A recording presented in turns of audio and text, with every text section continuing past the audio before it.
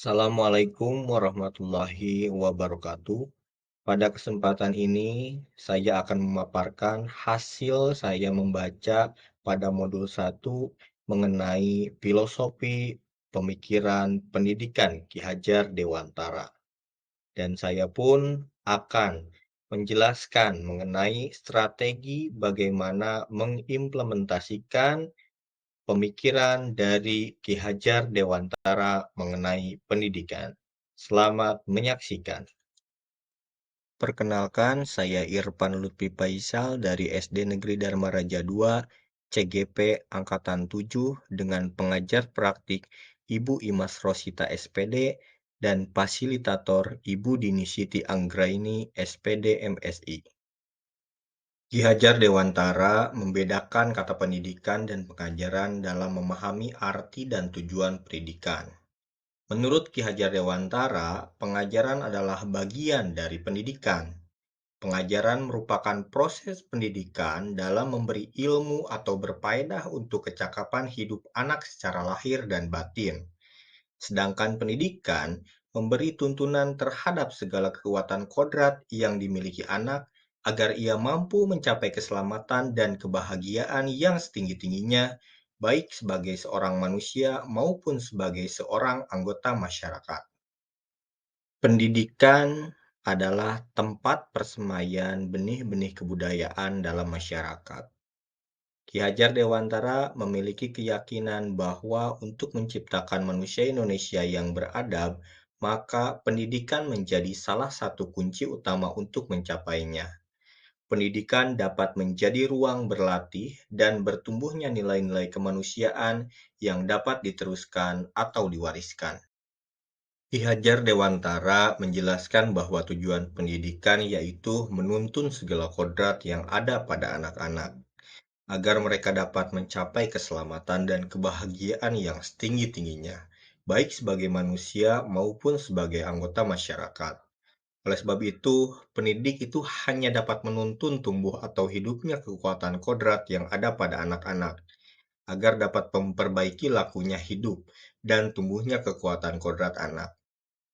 Dalam menuntun laku dan pertumbuhan kodrat anak, Ki Hajar Dewantara mengibaratkan peran pendidik seperti seorang petani atau tukang kebun. Anak-anak itu seperti biji tumbuhan yang disemai dan ditanam oleh Pak Tani atau Pak Tukang Kebun di lahan yang telah disediakan. Anak-anak itu bagaikan bulir-bulir jagung yang ditanam. Bila biji jagung ditempatkan di tanah yang subur dengan mendapatkan sinar matahari dan pengairan yang baik, maka meskipun biji jagung adalah bibit jagung yang kurang baik atau kurang berkualitas, dapat tumbuh dengan baik karena perhatian dan perawatan dari Pak Tani. Demikian sebaliknya, meskipun biji jagung itu disemai adalah bibit berkualitas, namun tumbuh di lahan yang gersang dan tidak mendapatkan pengairan dan cahaya matahari serta tangan dingin Pak Tani, maka biji jagung itu mungkin tumbuh namun tidak akan optimal. Ki Hajar Dewantara menjelaskan bahwa dasar pendidikan anak berhubungan dengan kodrat alam dan kodrat zaman. Kodrat alam berkaitan dengan sifat dan bentuk di mana anak berada. Ki Hajar Dewantara hendak mengingatkan pendidik bahwa pendidikan anak sejatinya menuntut anak mencapai kekuatan kodratnya sesuai dengan alam dan zamannya. Dalam memaknai kodrat alam, maka konteks lokal sosial budaya murid di Indonesia Barat tentu memiliki karakteristik yang berbeda dengan murid di Indonesia Tengah atau Indonesia Timur. Kodrat alam Indonesia dengan memiliki dua musim yaitu musim hujan dan musim kemarau, serta bentangan alam mulai dari pesisir pantai hingga pegunungan memiliki keberagaman dalam memaknai dan menghayati hidup. Sedangkan kodrat zaman itu berkaitan dengan isi dan irama. Bila melihat dari kodrat zaman, pendidikan saat ini menekankan pada kemampuan anak untuk memiliki keterampilan abad 21. Maksudnya, Cara belajar dan interaksi murid abad ke-21 tentu sangat berbeda dengan para murid di pertengahan dan akhir abad ke-20. Demikian pula dengan zaman yang terus berkembang dinamis mempengaruhi cara pendidik menuntun para murid tersebut. Menurut Ki Hajar Dewantara, budi pekerti atau watak atau karakter merupakan perpaduan antara gerak, pikiran, perasaan, dan kehendak atau kemauan sehingga menimbulkan tenaga.